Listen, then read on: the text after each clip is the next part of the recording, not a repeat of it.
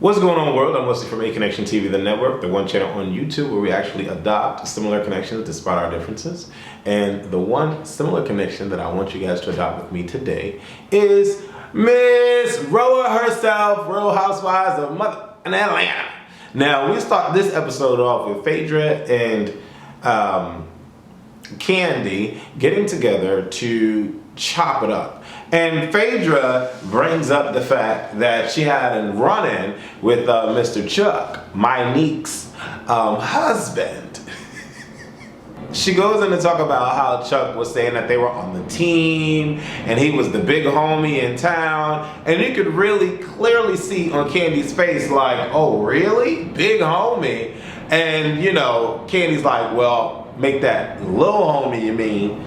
I don't know. We already know between you and I how I feel about the whole Chuck situation. I think that he was real bitchy in his delivery of how he felt, what happened, or whatever. It was just, all of it was just pure bitchiness.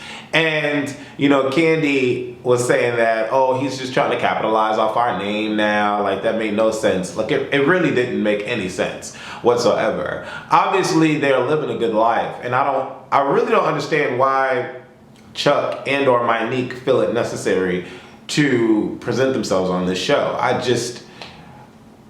don't get it. Like, I really don't. What do y'all think? Do y'all think they're running low on funds? We get into Cynthia and Mallory. Cynthia and Mallory are at Cynthia's house where Mallory just, you know, completely just invited her to without warning. And Cynthia brings up the idea of having a little bead party soiree for Mallory and her beads. Her beads look okay. They're nice. But in the midst of the conversation about having the bead party, Mallory just really chimes in and wants to talk about Peter and Cynthia's issues and their arguments. And I'm thinking to myself, I don't know, is it me or is it not Mallory's place? And the reason why I don't think it's Mallory's place, yeah, Mallory is Cynthia's sister or whatever the case may be, but I just think that the way that Mallory felt about the relationship should not grant her any right to hear anything about the relationship. Like, Mallory should not care. And I know that, you know, people can change and attitudes can change and thought patterns can change, but it's like, for me, it feels inauthentic. Like, you're asking too much because you really want there to be a problem. Like, that's how I'm looking at Mallory right now. And like I said, I don't know if y'all can adopt that similar connection despite our differences, but I just don't see her as a compassionate kind of sister who really, in all honesty, just cares about the situation. I really think that she wants it to end. So when she digs deep about information, I'm just like, it's not your place. I just don't see it. Out of nowhere, Peter shows up and he's like, hey, what's going on? You're having a bead party? Blah, blah, blah. And once again, I still go back to what Peter doesn't really talk to Cynthia about. And at the end of the day, if it's his own money, he can do whatever the hell he wants to. I think communication works on both ends. Two wrongs doesn't make it right. But at the same time, don't sit here and say that you want for something if you're not giving that same something that you want to the person that you claim to be in love with. And then the whole thing with Mallory chiming in about their sex life, that's just... I did a video before where I was talking about if friends talk about friends. This is the only time where I think it's okay or not completely a shocking matter.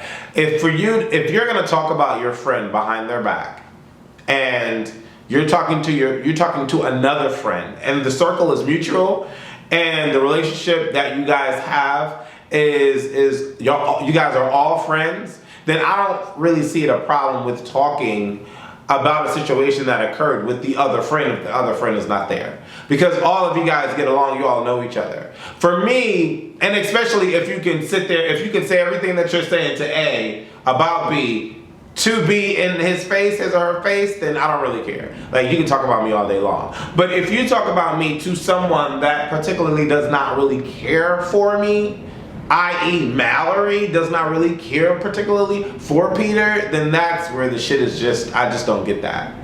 I'm all for family knowing everybody's business if it's really a family. And the three of them it's not really a family to me. But I mean, Peter doesn't get upset. He doesn't really care. I'm like, okay, whatever. If he doesn't care, I don't really care. Like, Cynthia's gonna get her groove back when it comes to sex.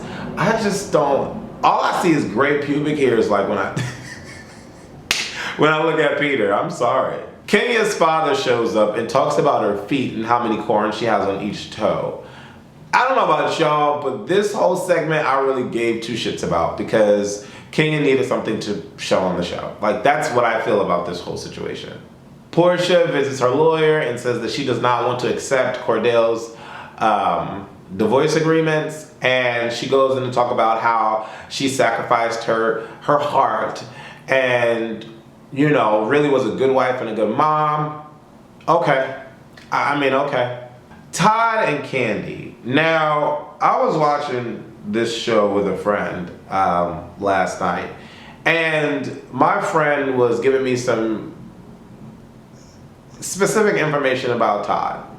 And I'm not one to spread rumors or gossip, but my friend feels a specific way about Todd. So when I was watching it last night with him, he was pro Kandi, the whole situation. And I'm pro Kandi too. You know, I love Kandi. I like and respect her. Let me say that. I like and respect her and her position on the show. I feel as a strong black woman who is running businesses and definitely making that money, she is a G, okay? Everyone thinks that Todd is an opportunist. I think it's up to her to figure that out for herself.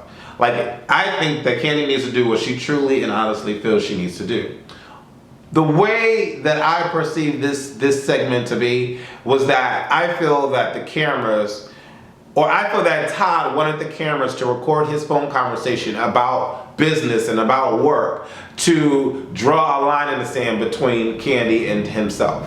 And then I feel that this whole, I'm going to New York to look up a job or something, I really think Todd is in a position as a man to really define himself because he's being exploited to the world, okay, or to the nation about how much of a man he isn't because Kandi is the breadwinner. So I really think that this whole segment was to put out there that Todd is really working and Todd is doing this.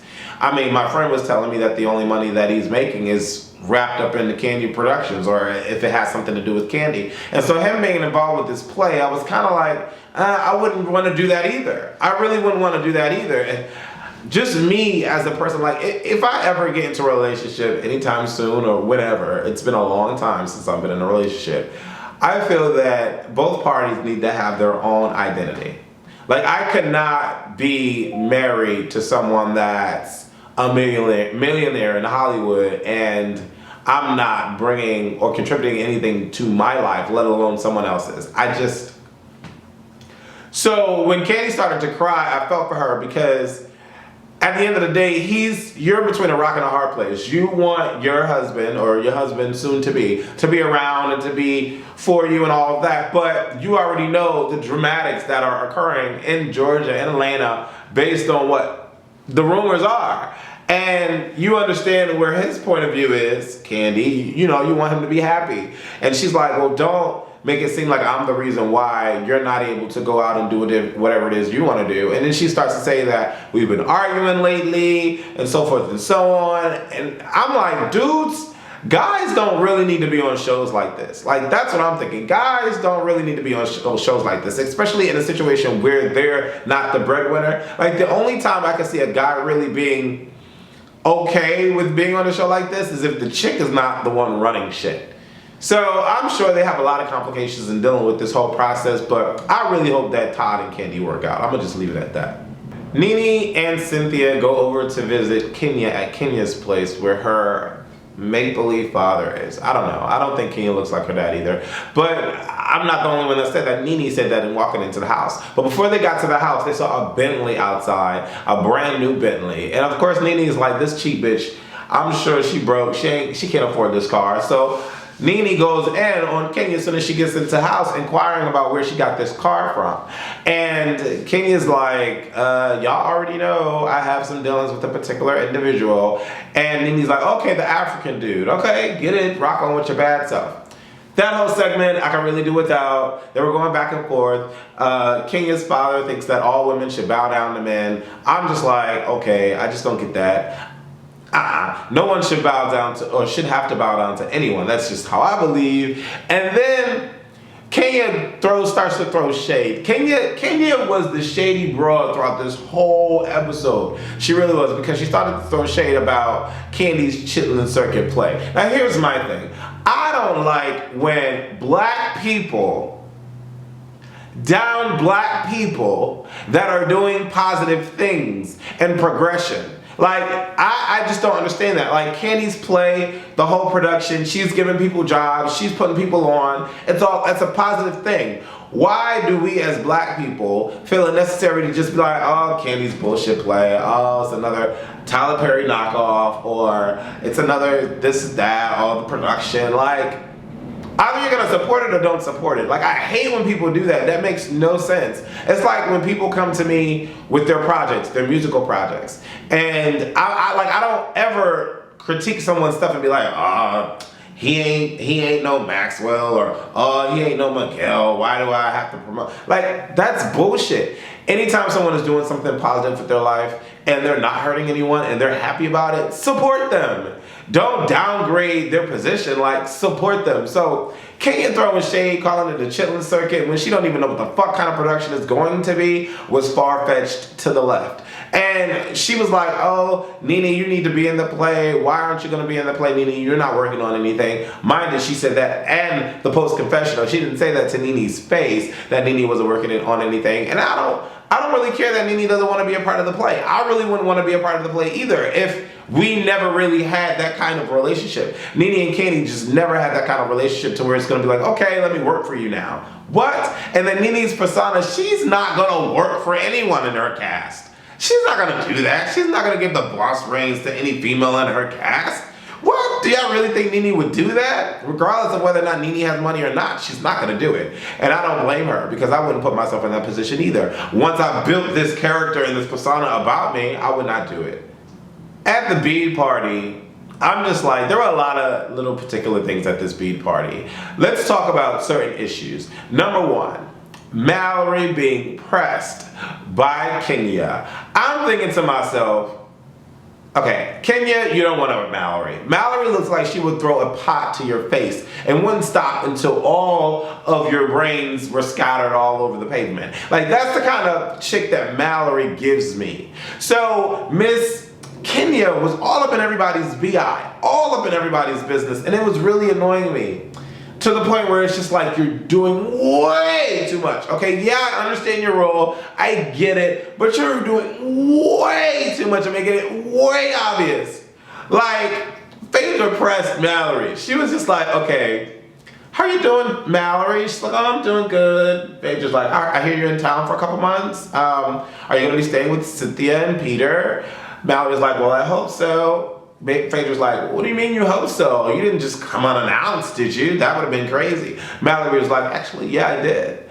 And then Phaedra was like, oh, really? Oh, okay. Okay, well, that's what y'all do. I mean, if that works for you. Mallory's like, we're close. We're sisters. We can do that. And so this starts this whole thing, and then Kenya's like, wait, what happened? What? Oh, she did what? Oh, see, no, I wouldn't have did that. I can understand a week, but 2 months? That's drawing a line in the sand.